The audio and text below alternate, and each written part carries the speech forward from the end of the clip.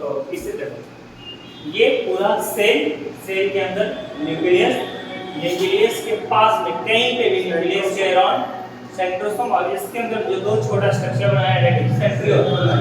अब इस न्यूक्लियस को मैं निकाल कर यहाँ रख दिया। बाहर का लेयर न्यूक्लियर मेम्ब्रेन, अंदर एक थ्रेड लाइक स्ट्रक्चर दिखेगा दैट इज क्रोमैटिन, और इसके अंदर एक फ्लूइड है दैट इज न्यूक्लियोप्लाज्म। ये बाहर जो देख रहे हो न्यूक्लियर मेम्ब्रेन, ये दो लेयर का बना हुआ स्ट्रक्चर है। कैसा? दो लेयर का।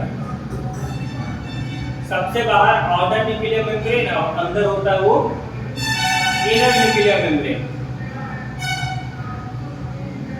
ठीक है, बाहर का आउटर और इंटर, और एक और स्ट्रक्चर होता है दैट इज न्यूक्लियोलस। ऐसा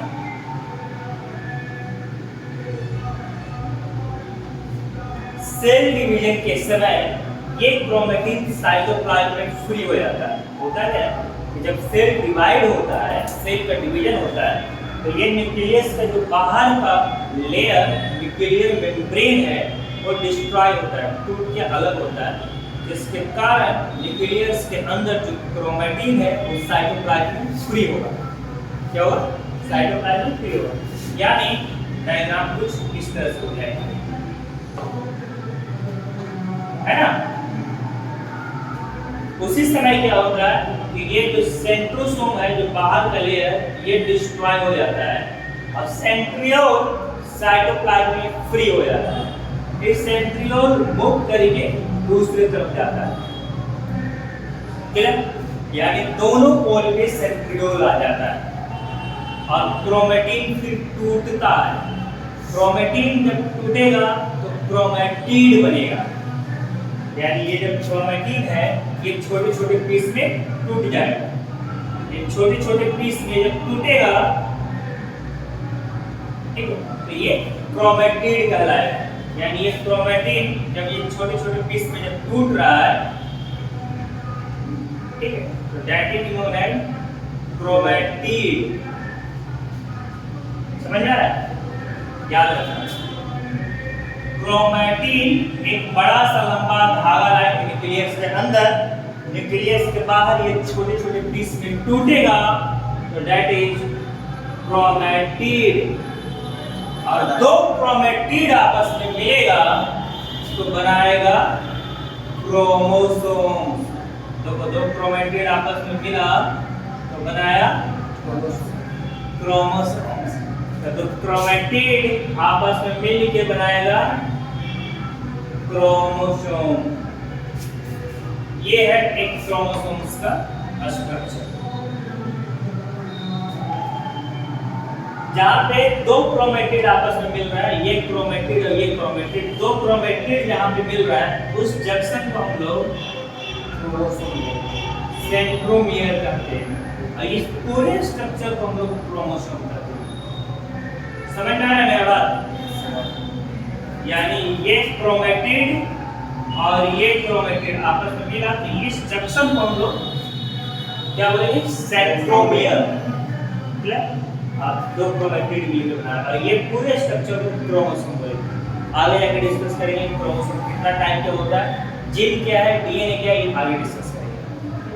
अब क्या होता है कि जब सेल डिवीजन के समय इस सेंट्रियोल से फाइबर्स लाइक स्ट्रक्चर बाहर निकलता है, ऐसे। क्लियर? यानी ये सेंट्रियोल है और इससे लंबा लंबा धागा की तरह स्ट्रक्चर बाहर निकलता है।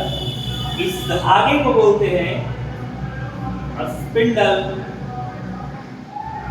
फाइबर्स। क्या बोलते हैं? Spindle fibre. कितने सारे क्रोमोसोम से इसे जरा मिटा के एक दो एग्जांपल ले लेता हूं।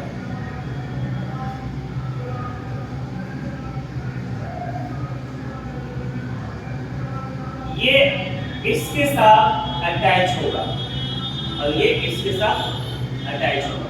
ये क्रोमोसोम्स है, ये स्पिंडल फाइबर सेंट्रोमियर के साथ अटैच होगा और एक दूसरे को अपनी तरफ खींचेगा। क्या करेगा? खींचेगा।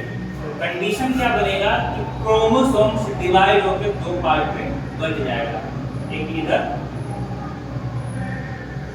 और हाफ इधर। क्लियर? फिर उसके बाद सेल का डिवीजन होकर अलग हो जाएगा, यानी सेंट्रोसोम इन्वॉल्व है क्रोमोसोम्स का रिप्लिकेशन में। क्रोमोसोम टूटना, that process is known as replication. Chromosome टूट रहा है, क्रोमोसोम रिप्लिकेशन में ये इन्वॉल्व। और क्रोमोसोम रिप्लिकेशन होने के बाद सेल का डिवीजन हो जाता है, यानी ये इन्वॉल्व है सेल डिवीजन में।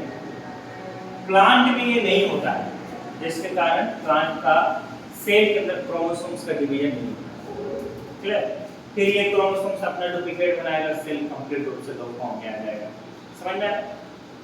तो सेंट्रोसोम, ये सेंट्रोसोम एक इनवेलप लाइक स्ट्रक्चर है जिसके अंदर दो सेंट्रियोल होता है, और ड्यूरिंग सेल डिवीजन सेंट्रियोल से स्पिंडल फाइबर अटैच होता है जो क्रोमोसोम्स के सेंट्रोमियर के साथ अटैच होता है और क्रोमोसोम्स को डिवाइड करता है।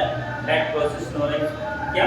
क्रोमोसोम रिप्लिकेशन, जिसके कारण सेल दो पार्ट में टूट जाता है। समझ में आया? गुड। अब क्रोमोसोम्स ये समझने के लिए, सेंट्रोमियर समझने के लिए ये पूरा समझिए कि क्रोमोसोम्स बनता कैसे। समझ गया? सेल के अंदर न्यूक्लियस के अंदर क्रोमैटिन जब बाहर साइटोप्लाज्म में फ्री होगा, पीसेज में डिवाइड हो जाएगा, तो उसी क्रोमैटिन के पीस यानी टुकड़े को क्रोमैटिड कहेंगे, और दो क्रोमैटिड आपस में मिलेगा तो क्रोमोसोम कहेंगे। और दो क्रोमैटिड आपस में जहां पे मिल रहा है उस जंक्शन को हम लोग सेंट्रोमियर कहते हैं, और सेंट्रोमियर के साथ सेंट्रोसोम का सेंट्रियोल जो स्पिंडल फाइबर निकालता है, ये अटैच होगा और क्रोमोसोम्स को डिवाइड कर देता है। Chromosomes replication. इसी डिवीजन के समय जेनेटिक इवोल्यूशन भी होता है, म्यूटेशंस भी देखता है, कैरेक्टर ट्रांसफर भी होता है, नया कैरेक्टर सब इसी जगह आता है। मैं शॉर्ट में बताया, इसमें 2 या 3 क्लास लंबा चलेगा। ठीक है? समझ में आया? जीन्स वगैरह सब इसमें इन्वॉल्व होता है। अरे समझ में? ये खुद बना होता है जीन का, और जीन क्या होता है आगे देखिएगा, जीन डीएनए का पार्ट है। ये क्लियर? याद है? समझ में आ गया? हाँ, हेडिंग डालो। सेंट्रोसोम। सेंट्रोसोम में तो छोटा सा सिलेंड्रिकल स्ट्रक्चर होता है जिसको हम लोग सेंट्रियोल कहते हैं, और ये प्रेजेंट होता है नियर अबाउट न्यूक्लियस। क्या होता है? न्यूक्लियस। और इसका फंक्शन होता है क्रोमोसोम्स के मूवमेंट और रिप्लिकेशन को कंट्रोल करना और सेल डिवीजन इन्वॉल्व है। और छोटा फंक्शन है क्रोमोसोम्स को डिवाइड कर रहा है। क्रोमोसोम डिवाइड होता है तभी स्पर्म या ओवम भी बनता है, तब स्पर्म या ओवम बनता है। ये कैरेक्टर ट्रांसफर होता है वन पेरेंट से उसके बच्चों में, या फिर हेरिडिटी आता है, यानी कैरेक्टर ट्रांसफर हो रहा है one generation to next generation. Mutations होता है, नया कैरेक्टर आता है, वेरिएशंस होता है, एग्जैक्ट अपने कॉपी नहीं होते हैं पेरेंट की तरह। ये सब इसी के साथ होता है क्रोमोसोम रिप्लिकेशन का। ठीक है? समझ में आ रहा है? वाह।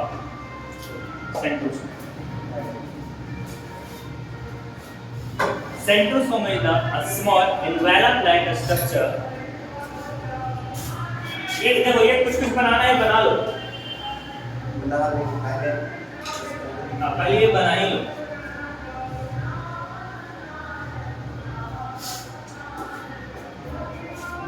ये समझ में आ जाएगा कौन किससे क्या होगा ना। तो ये डायग्राम बना,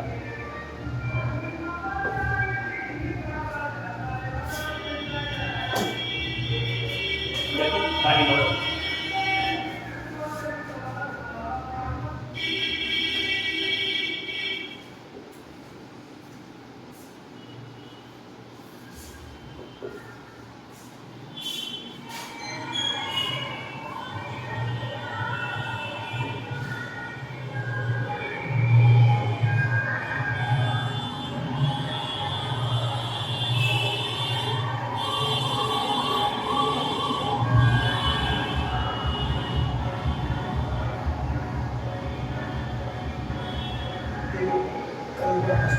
ऐसी औरत की दर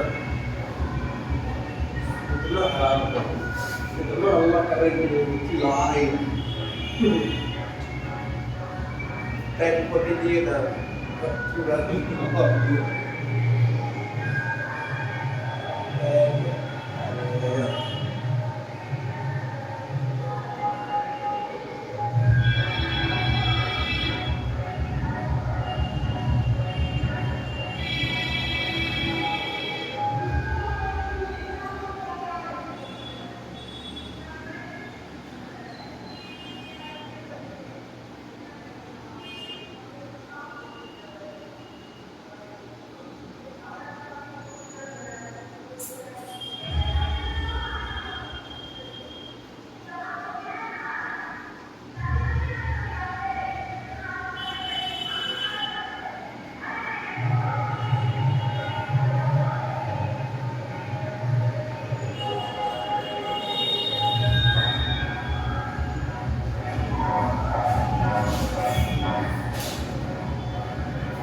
हो गया कितना देर लगोगे डायग्राम ड्रॉ करने में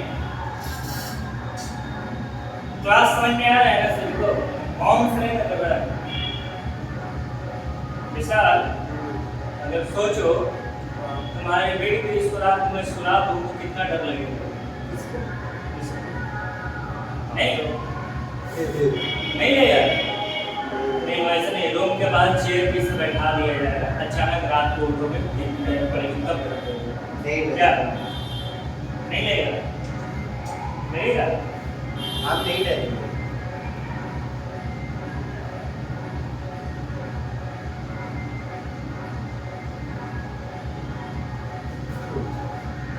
क्या हुआ मतलब वो देखते हैं मूवी की याद है हम पता नहीं है जल्दी करो इधर मैं बैठा हूँ आप है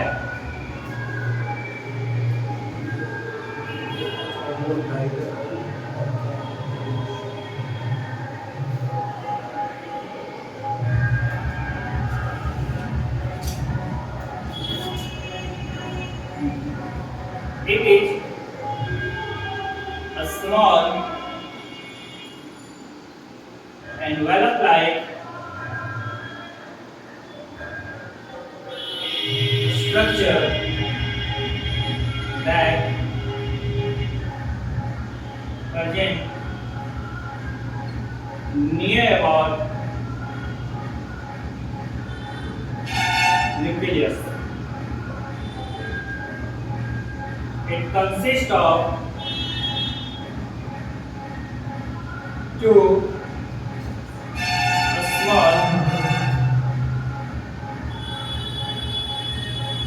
spherical structure that known as centrioles. इसे क्या कहते हैं? ये मिटाओ इधर हो गया sir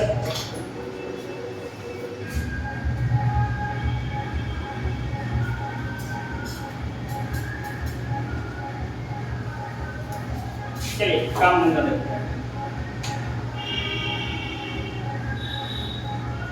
function centrioles are responsible for movement of chromosomes during cell division सही है ना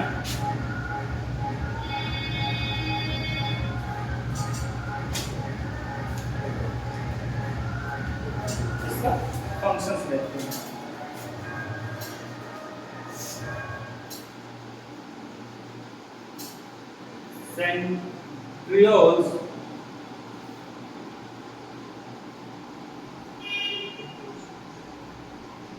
centrioles are responsible for movement of chromosomes during cell division. Next, it helps in replication of chromosomes by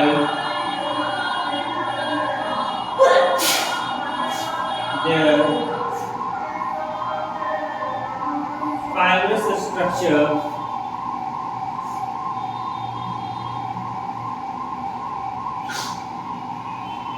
known as a spindle fiber. ये हो गया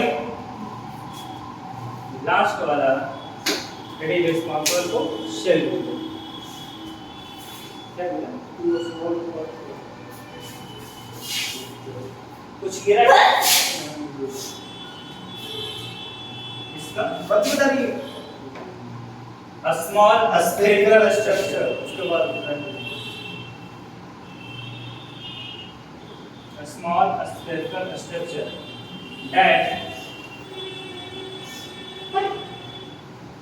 known as centrioles. Next function,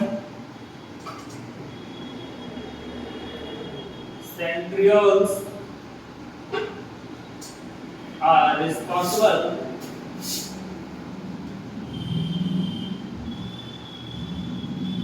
centrioles are responsible for cell division. Centrioles are responsible for cell division. इसके बाद lunch बाद class होगा, Sonu sir का class में होगा. ठीक है. हेलो